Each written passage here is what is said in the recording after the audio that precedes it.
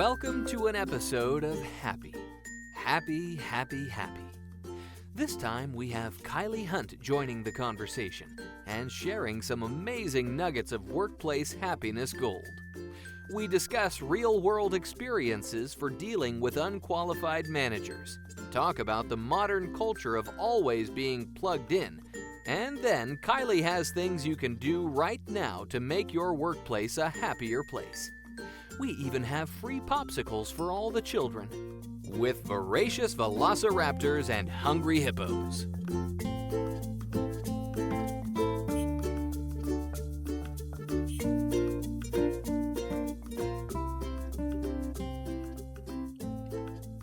Welcome back to The Dean and the Pain. Here's another show, Joel. It's the show where icicles are something that grows in Joel's beard and cucumber sandwiches are banned. Welcome back, Joel. How was your week? I've not eaten a cucumber sandwich since I lived in England. Well, they're banned. That's why. Yeah, I'm not really sure. Is that just that must be something that's extra U.S. because I'm not familiar with cucumber sandwiches, or maybe it's like regional. I don't know. It just sounds a bit boring to me, so I banned them. Sorry, UK people. Well, it actually thawed up here large, so all the snow, the bitchy snow that I've been complaining about is all gone. Busy week, having fun. It's spring break here, which is interesting since we had almost 3 feet of snow on the ground yesterday. Not much of a spring break. One of the few times where I really felt like, maybe we should have gone somewhere on spring break. So, how are you? Just to have spring. I'm pretty good, actually. Yeah, a couple episodes I was moaning and complaining about the pool. The pool now looks beautiful. I'm not moaning about that anymore for now. But I had this thought. When was this? This was on Saturday, and we went walking on one of the mountains here, which is called Mount Buller. It's a ski resort in winter, and in summer it's full of mountain bikers. And we kind of, you can drive almost to the top, and then there's a short walk, and we walk up there, and there's a tower on the top, and there's a guy sitting in there, and we kind of figured, what is he doing? Because he's it's like a glass pyramid, right? And there's just one guy in there, and there's glass the whole way around, and there's a roof on it and whatnot. And it turned out that he was watching out for fire. And I was just thinking, is bushfire something that is even relevant in Alaska? Because it seems like whenever I talk to you, you're either removing icicles from your beard, or you're getting drenched, or you're running and sweating or something. Like, do you ever get bushfires or wildfires? That's a really good question. In an interior Alaska, Fairbanks is actually much closer to an arid location you might have down south. There's not a lot of moisture, and there are huge fires up there. They have a lot of black spruce, which is a shorter tree, very sort of bushy, dense, and we have huge fires, and in some cases they will fight them actively. In other cases, they'll just let them go. But if you ever have a chance, you can go look it up. But we in southeast Alaska, where I live, it's a rainforest, and there have been fires here. Typically they're man-made, that get out of hand in the summer, but nothing major nothing major like you'd get up in the interior or down in Montana or Oregon or Washington State, where wildfires or California or something. Yeah, exactly. I'm just curious. Yeah, you said a I just diamond. had that thought. Anyway, The guy was sitting in a diamond. That sounds it was like a diamond-shaped house, like a pyramid, but both. Yeah. So that sounds sort of hippie-ish. Was he smoking anything? Well, I couldn't see for all the smoke in there. Yeah. It is a fire tower, so. Oh, that's kind of neat. Anyway, I don't really think of Australia as having mountains and stuff. So, like large mountains. Yeah. There's mountains here. Yeah, we got ski resorts and everything. Which is always, everybody comes here, caught by surprise. They go, you can what? Go skiing? What? But you need snow for that. They think Australia is all desert. But no, we have ski areas. And our guest on the show today that I'll introduce shortly, I know that she's a keen snowboarder as well, and goes to another part of the what's called the Great Dividing Range, which is essentially the whole east coast of Australia is like one big mountain range. Wait a second. So wait. You said we have a guest? I think so. Damn it, Yeah. Lars. You got to tell me this stuff. Sorry. That's good. Well, let's introduce our guest, shall we, Joel? Sure. So our guest this week is Kylie Hunt. Kylie is a workplace happiness guru, which is a title I absolutely love. I think it's fantastic. Kylie's been working in corporate for 20 years before she kind of pulled the plug and went her own way. And I'm not sure where this conversation is going to go today, but I'm keen to hear everything about workplace happiness and workplace happiness gurus, and that's for sure. So welcome, Kylie. Thank you kindly, gentlemen. And can I first of all just caveat the fact that, yes, Australia does get snow, but it's a whole 2.5 metres a year if we're lucky. So, it's not exactly epic powder that we're doing. But it's when we lived in Sydney, it was about a 6-hour drive away. So, we'd hop in the car and pop the kids in as well with their snowboards and skis and Troy is an avid snowboarder as well, so off we go. And then we've been fortunate enough to be snowboarding overseas, and it just makes our snow resorts here just look minuscule. So yes, we do have snow, but it's not very good compared globally. Did I mention that we are an hour and a half away from the ski fields? Anyway, continue. You don't need to do that. Thank you, Lars. Right. So workplace happiness. It can include snowboarding. It can include jet skiing, whatever floats your boat, pardon the pun.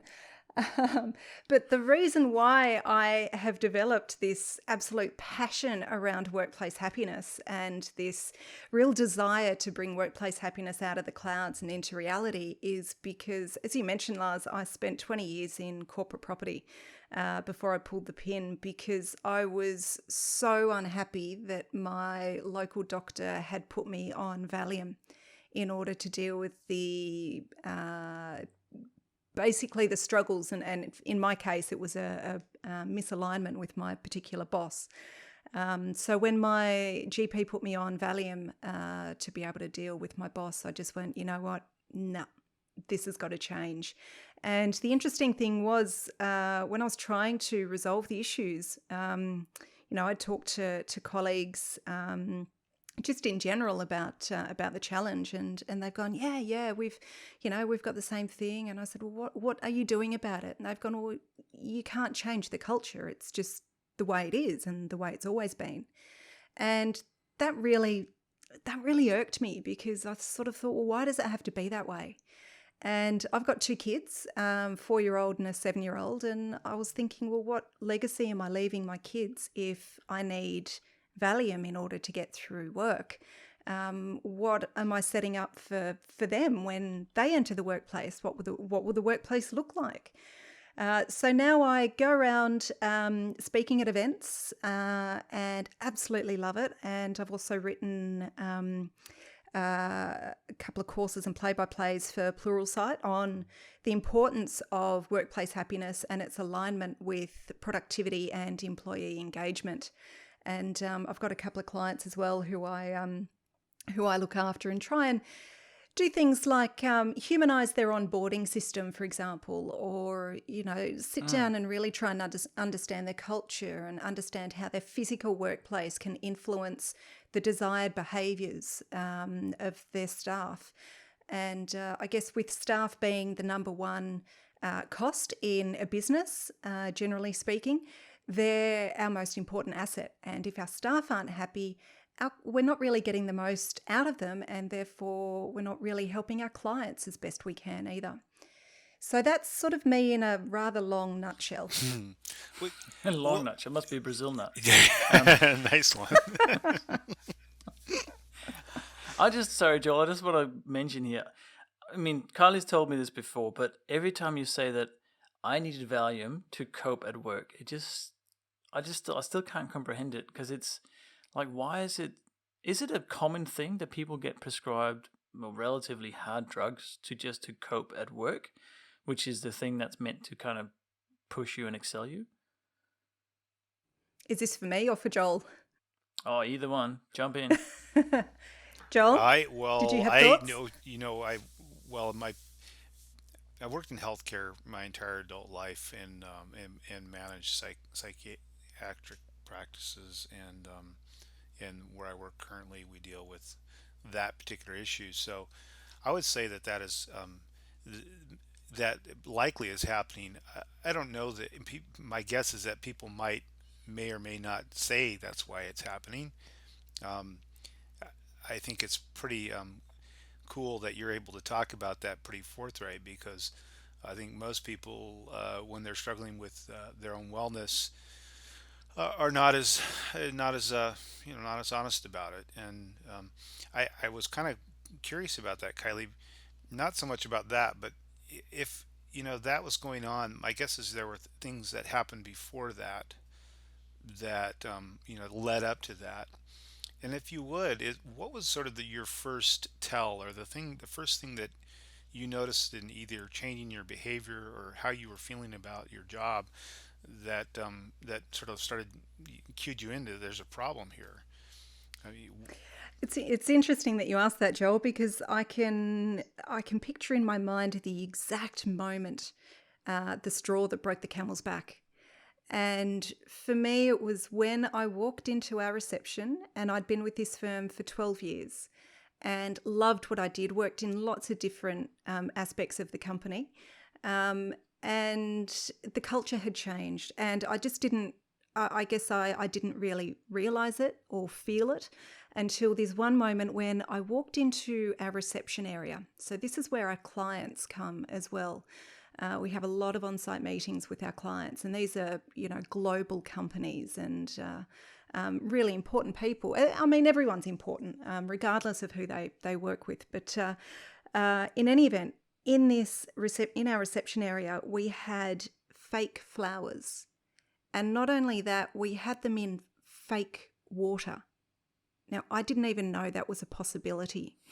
What? And it occurred to me that if we're putting fake flowers in fake water in the entrance, and it's essentially the area that will define our culture in our clients and our employees' minds, then what value are we placing on workplace happiness and really pride in our workplace and in the work that we do? And that for me was the catalyst when I've just gone, hang on a minute, this is not the company that it used to be. And I didn't feel as proud as what I had before, saying, I worked for this company, because of things like that. And I just felt that was an illustration of where their priorities lay as well. It wasn't with what I felt. It wasn't with the staff and with the workplace. It was more to do with the bottom line and our shareholders. And that to me was a key example of that. And everything just sort of shifted in my mind since then. It's interesting. I'm just curious. Did you? So how long between then and when you decided you wanted to try something else? Was it a fairly long process before you finally jumped the ship, or? Was between 6 and 9 months, I'd imagine. And because it was a really big decision for me after being with the firm for so long, and it was hard for me to explain to my family that I had to do something about it as well. For all appearances, everything was fine and it was a good job, and it was.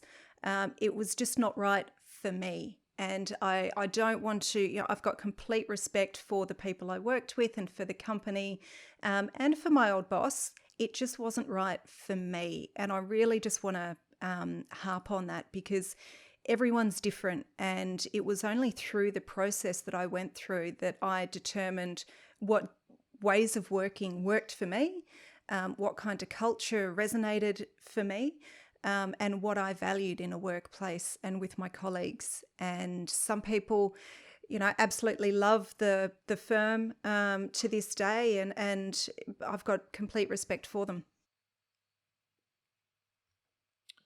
It's I'll just interrupt you, Joel. Sorry. I can kind of relate to what Kylie's saying. I used to work for a relatively large company as well, in Melbourne, and I had one of the managing directors tell me at one point that I couldn't get the raise so that I would be on par with other developers, because it was his job to only look after the shareholders.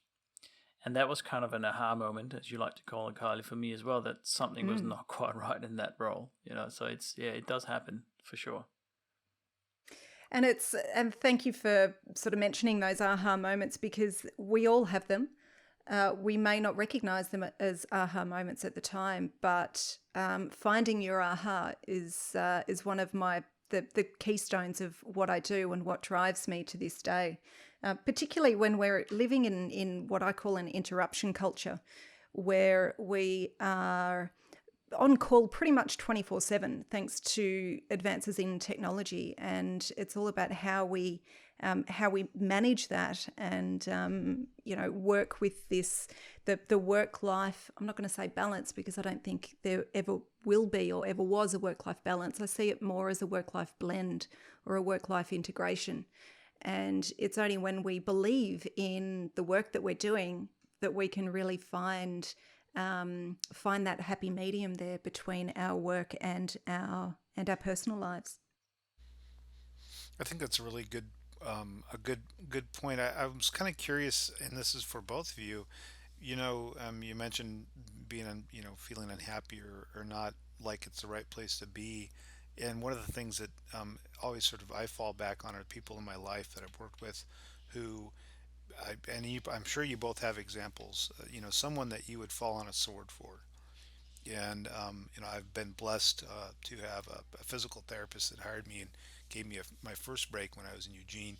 And he was incredibly sort of he had this just big personality. He made mistakes. He stepped all over people's feelings, but he was just so authentic and so supportive of me that he made me feel confident, and he encouraged me. He always told me, to do more, to be more, don't take the status quo, that kind of thing. And that always stuck with me, even though that, I was 23 years old at the time. So I'm curious, Kylie, if you have someone like that that you think about or have had an impact on you and you as well, Lars. Yeah, absolutely, and good on you for having someone like that in your life at such an early age in your career. People that have colleagues or mentors that they respect and that they call friends or mates here in Australia are up to 50% happier at work, because they have that feeling of someone's got my back, and they can help me out if I need it. And so it's having that sense of camaraderie that can really help bring about amazing innovation and help people be the best that they can be. And I'm fortunate that I have had a few people over the years that have been like that, be they mentors or, one of my colleagues. He felt like another brother, and it was one of the happiest times in my work life. The work was intense and, really long hours. This is before kids, sort of 60, can't really do that so much now, but, 60-hour work weeks were the minimum, and it was generally getting up towards 70 and 80-hour weeks. But I loved the particular team I had and felt that they had my back. So it was a joy to work there, except, the hours were just a wee bit long. So, and I guess getting back to what the catalysts were for me in determining this change of course, I think over the years I also saw a change in the investment in staff. Little things like cutbacks to the Christmas party, or you're not allowed to have any company paid lunches anymore to celebrate a particular win. All those little things that really helped create a team and create a sense of camaraderie and a common purpose, they started to fall by the wayside. And I really felt that was just another point or another issue that just created this directional change. Now, Lars, I think you've got a really interesting story about your the experience with one of your mentors. Which one are you thinking of, particularly, Kylie? Uh-oh. I can't remember their name. I can't remember their name. But I remember you telling me about this one particular guy who had a really big influence on your career. And I can't remember the details, mate. I do apologise. I was listening, just not well enough. Would you like a shovel? Can I say that for the listeners out there, just in case Lars doesn't edit that bit out, I have had back surgery 4 months ago, and I'm still on some pretty epic painkillers. So if my mind or my memory is not as sharp as what it was, no, I'm going to blame the meds, just in case Lars doesn't edit that bit out. So, can that be my saving grace, please, gentlemen? Well, it's interesting though. So I'm not sure exactly who you're referring to, Kylie, because I've had a few. But as you were talking about it, and you're saying it's very important to be happy at work, to have these mentors and these mates that kind of help you when you're down, and you do the other similar thing for them. I had a slightly different take on some of these experiences because I've had a few bosses, like the one I mentioned before, but also another guy that told me that I would never be a good developer. And I was just I just thought to myself, initially you sort of get a shock going, what? What do you mean? And then I just went, nah, screw you. I am going to be a good developer or, whatever. And I think it turned out all right. So that kind of, because I was so stubborn, I just went, nah, you don't know what you're talking about. And I kind of went the other way. But I can see for some people who may not have the self-esteem to kind of, turn that around, it'll be detrimental to their career. That's someone that they respect, or someone that's their boss, or someone that's meant to, shield them and be, in lack of a better term, the shit umbrella, is suddenly turning around and just having a go at them, right? And it's it can be a really hard blow, I think, for most people to get that. But for me, it had the opposite effect. Absolutely. Now, I think you're probably in the minority there, Lars. And what I'd like to be able to do for the listeners here is provide them with a couple of tools if they do find themselves in that position, if that's okay. Just kind of hijacking this a little bit. No, but go for it. I'm really... I had someone give me a call from the UK. She reached out and said, I'm having a problem with my boss. I don't know how to deal with it. So we sat down, had a chat over Skype, and I sort of got to the bottom of what the key issues were. And essentially the broad advice I would give for those listening who have a similar problem is to try to talk to someone about it. I'm more than happy for people to reach out to me or whatever I can do to help. I'm always available.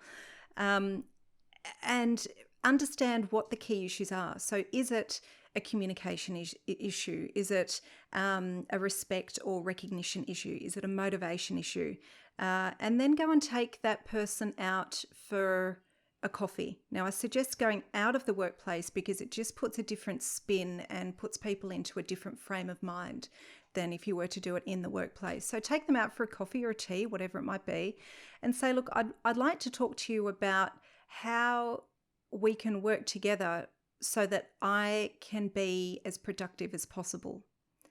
And the discussion can be primarily around what motivates you. So you need to understand what does motivate you. And there is a wonderful book out there called The 5 Languages of Appreciation in the Workplace.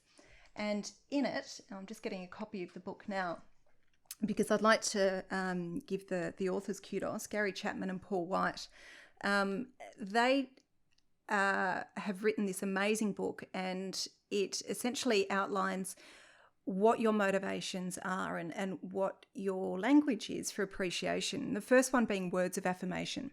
So do you want to hear more positive feedback from your boss? Is that what you need to help motivate you?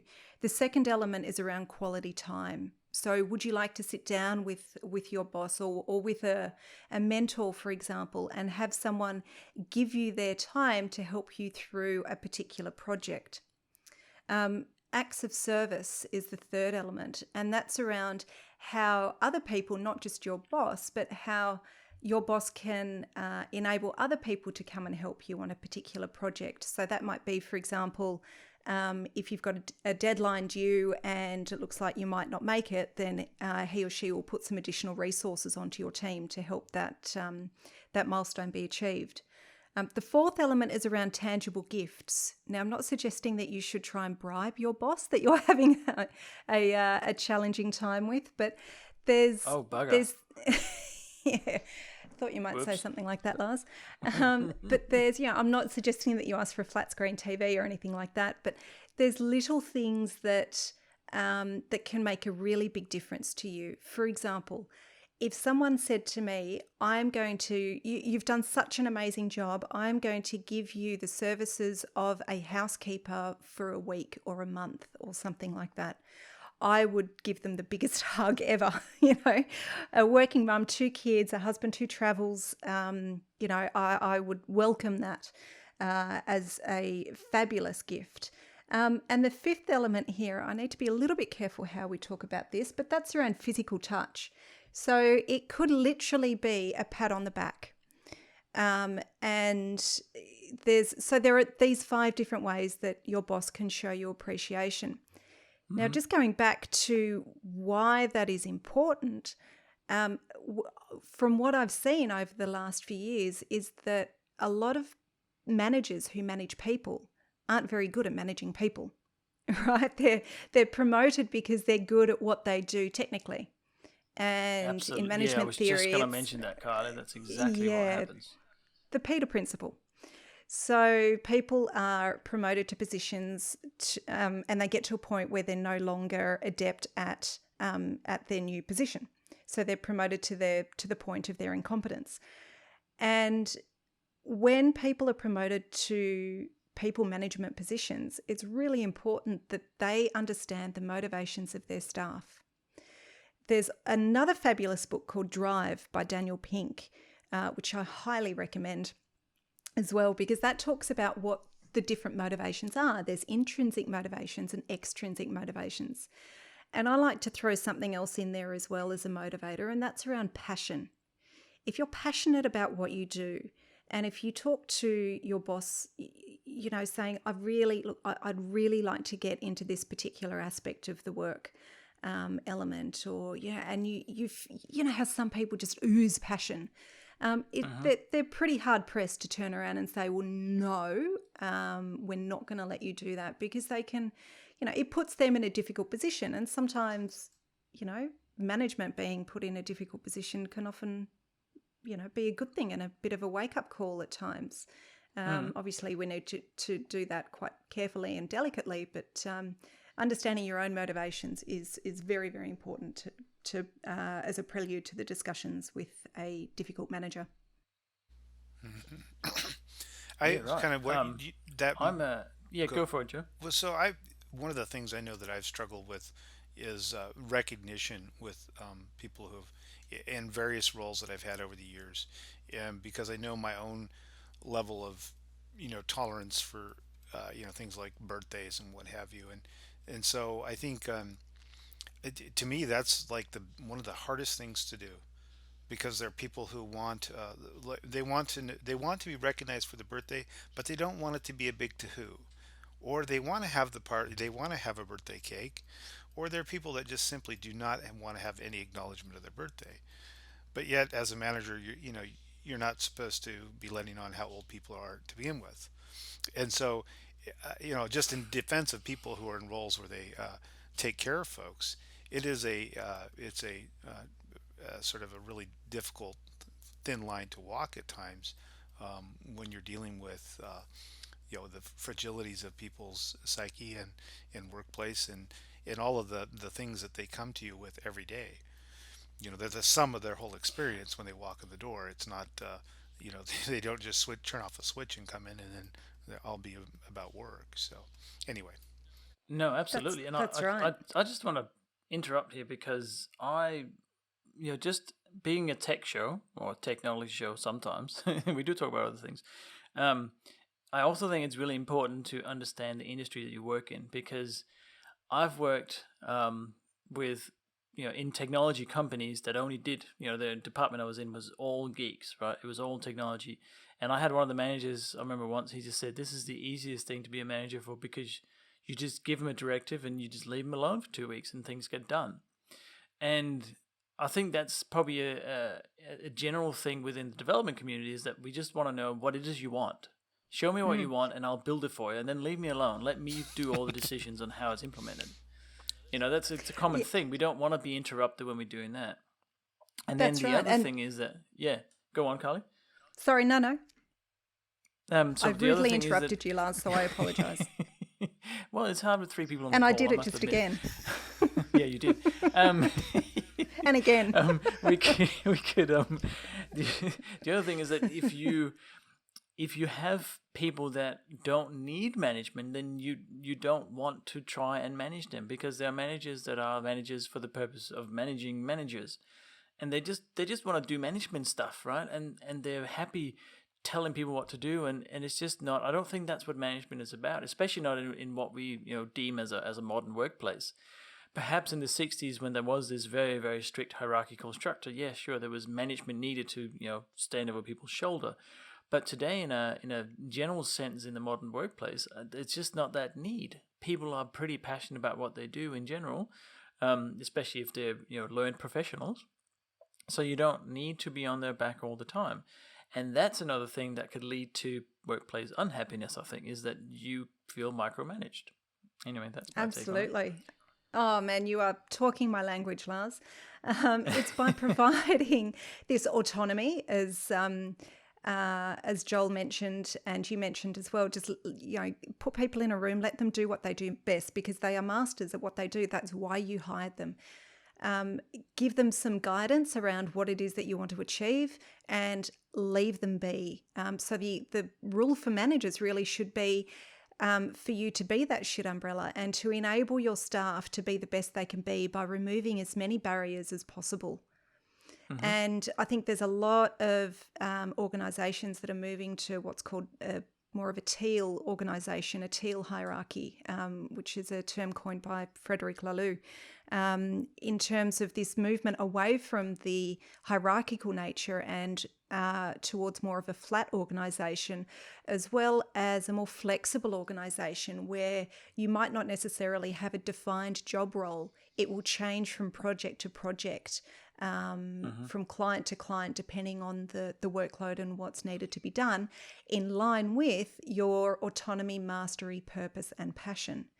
And the more that we're able to align ourselves with those four elements of autonomy, mastery, purpose, and passion, the more happy our staff will be. And so when you start to feel micromanaged because you don't have the autonomy, or when you feel that that you're not able to work on what you want to work on, which means your mastery is being depleted, and if there's no common purpose amongst the company or your team in terms of the direction that you're heading, then you're going to create an environment of unhappiness.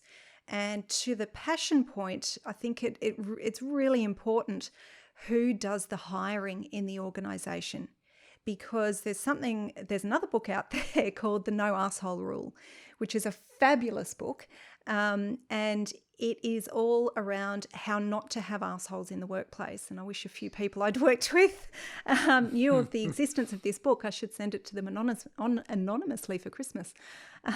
But people will hire like-minded people. So if you have assholes, for want of a better term, doing the hiring, they're going to hire other assholes, and then you'll be overrun by assholes. Now, to that point, though, it's often good to have just one asshole in the company so that everyone else knows the kind of behavior that's not accepted. Is there an adjective that describes a group of assholes? Like, is it a flock? Is it a kill? just. I don't know. It might be a murmur. It might be, I don't know. Maybe we need to come up with one. I think it should be a murmur. I like that. Because they all just kind of work together, don't they? You never know what direction they're going to take. You never know which asshole's actually the lead asshole or not. I think murmur of assholes. Surely it's the flatulence of assholes. That's enough of that. We'll go with that one. I just want to mention one point on what you're saying, Kylie, because I think we keep talking about managers not do the right thing and whatnot. I think it's important to say they've got to go the other way as well. As an employee, it is your job to make your manager look good in the best way possible. In other words, if your manager doesn't have to manage you a lot, that means you're probably doing well. And in the same sense, you should be able to give your managers wins so that he doesn't have to be on your back all the time. Or she. The better he looks, the more peace and quiet you have, essentially, right? Because it becomes like a symbiotic relationship. It can't be all just one way. True, but that can also be a double-edged sword if you are the kind of person that needs constant feedback and praise and knowledge and assurance that you're heading in the right direction. So I guess it does depend on the personalities there, and it's not just up to the manager to understand the motivations of their staff. The staff need to tell the manager. So it is a two-way street, absolutely. And I think the importance here is that both the manager and the employee has an appreciation and knowledge of what motivates each other, because it is a two-way street. Because you need to know what motivates your manager as well, so that you can get this symbiotic relationship that you were talking about there, Lars. And we can only do that if we open up the communication around workplace happiness and not have it be seen as this airy-fairy, peace, love and mung beans kind of element of the workplace. People who are happier are 3 times more creative and 31% more productive than those who are in an unhappy state of mind. So, there are bottom line metrics there that really state that it does have an impact on a company's bottom line. Sorry, Joel. So I had a question about that specifically. So, for the person who is working in a position where, they have to work, they have to eat, they have to provide for their family, depending on what country they live in, there's a lot of circumstances where they may not be able to leave that job. And so, it's not necessarily always possible for that to happen. What are the things that they can do just personally to insulate themselves, both short term and long term? A really good question, Joel. One of the key influences is having friends at work. So having that social interaction. Now, I'm hoping that for our listeners out there, if you are in a situation where you need the paycheck and this job is the only option at the moment, I'm hoping that there will be at least one person that you're able to speak to and try and get out of your shell a little bit and get to know people, which is not always easy. I fully appreciate that.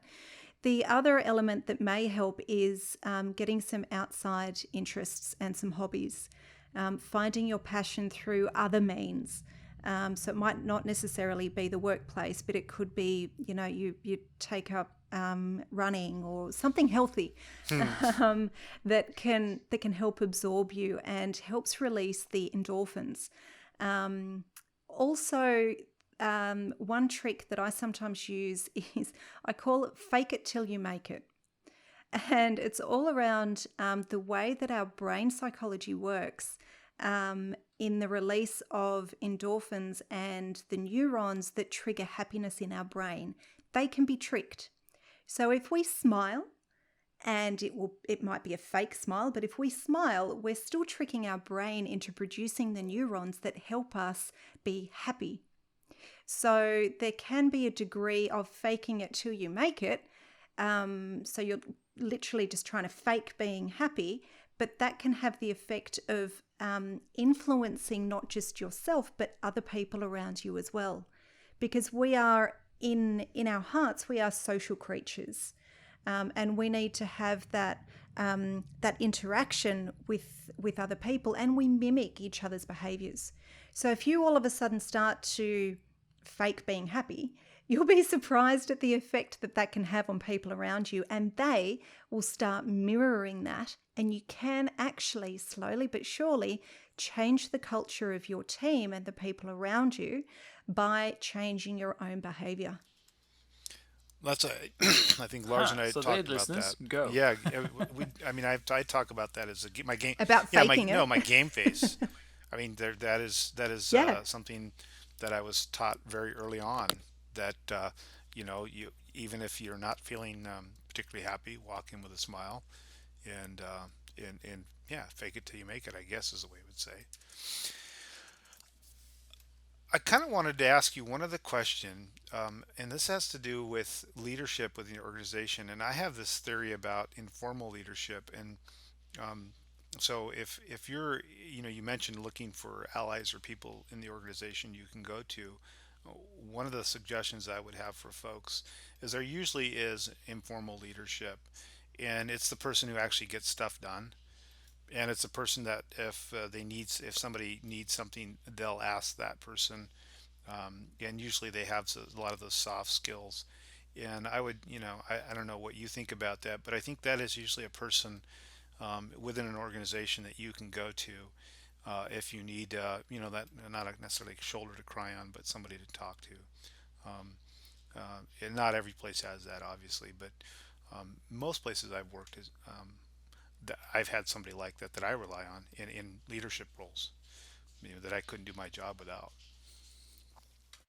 Absolutely. And I think, particularly as a new starter to a company, it's really important to understand the people who understand the politics, as well as the way to get things done, as well as someone who understands the culture of the company and what it is that we're all trying to achieve. So, those three particular traits I think are really important to try to find, particularly when you are new to a company. And if you're able to maybe combine that with maybe having them as a mentor, if you're going through a rough time, try and ask someone, hey, I would really love some guidance. I really appreciate and really like the way that you work. Can you help me through a couple of challenging elements that I'm having at the moment with my job? And if you were to reach out, it obviously depends on the particular circumstances, but reaching out and making a change is more often much better than just sitting there and copying it, because then it's just going to become this cycle of despair that you end up turning into. And if you want things to change, you've got to be ready to make a change.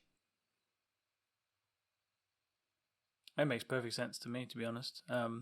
Now, just before we end here, Kylie, because we are kind of at the end of the Yep. show, we haven't quite talked about it, but how do you identify unhappy employees? Like, is there some telltale signs that are obvious that we can actually start? If you are a manager listening, what do you need to look out for? So there absolutely are signs, and I would encourage managers and leaders to do a walk of the floor, walk around their office environment on a regular occasion to get a feel for the vibe of each of the teams and the people that work with you.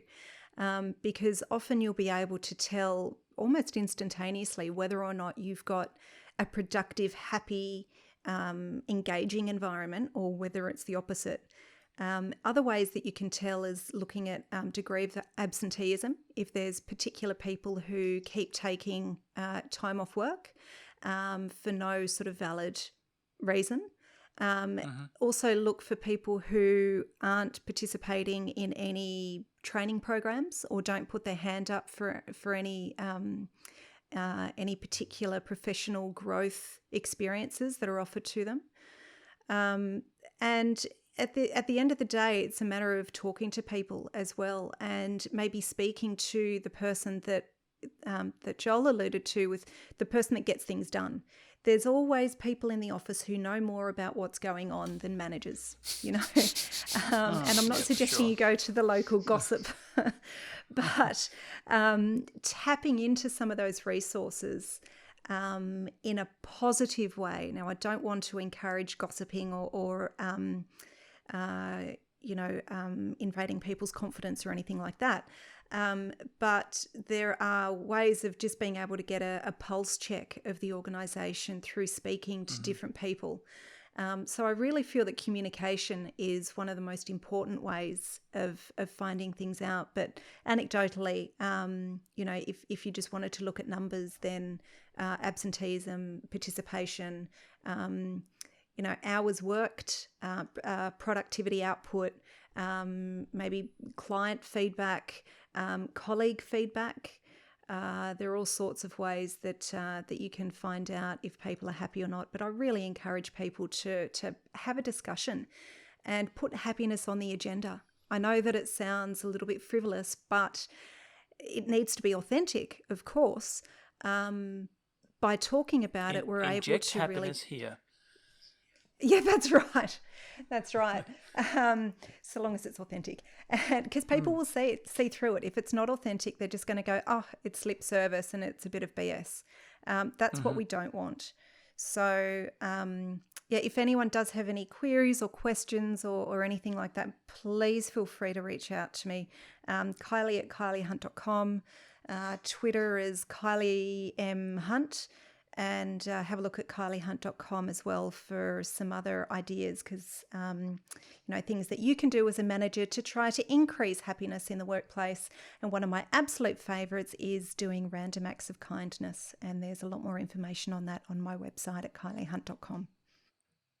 Cool. Very good. Is there anything you want to add at the end, Kylie? Are you doing any talks soon, or where can we find you online or anything? I mean, you've already mentioned your website, but anything else? Yeah, I spoke at Microsoft a couple of weeks ago. I'm at this stage, I'm heading over to Norway in June to speak at NDC again this year. I spoke there for the first time last year, and that rated extremely well. That was the number 3 talk out of more than 160. So that absolutely blew me away. Was that ahead of what's his name's? You're high rated? He was number 2. Oh no! You were robbed. Sorry. We support each other. Go Team Hunt.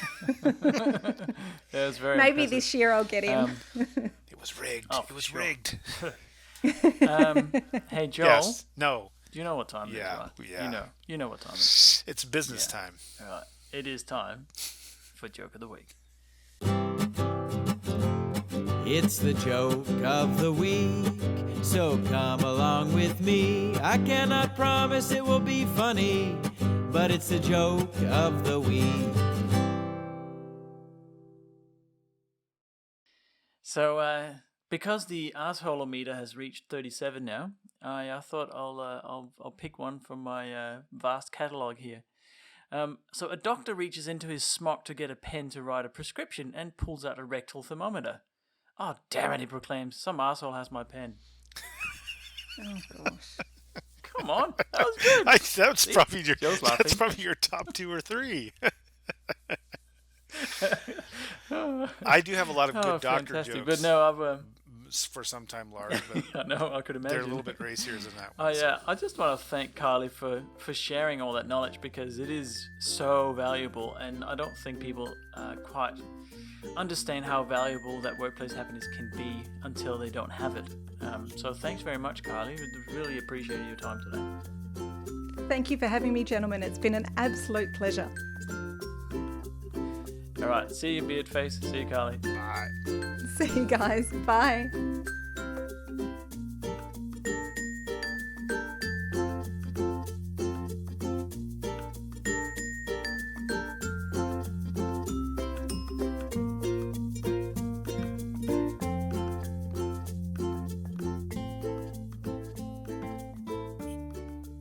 Thank you for listening in on another episode of The Dane and the Pain. We record across the Pacific, across hemispheres, and across time zones. You can find us on www.daneandthepain.com. Our Twitter handle is Dane_Pain, and we are The Dane and the Pain on YouTube and Facebook. We're also on your favorite podcast app, including iTunes, and please join our fan club by clicking the Register Now button on our website to know about upcoming shows and any free stuff we may have to share. See you next time on The Dane and the Pain.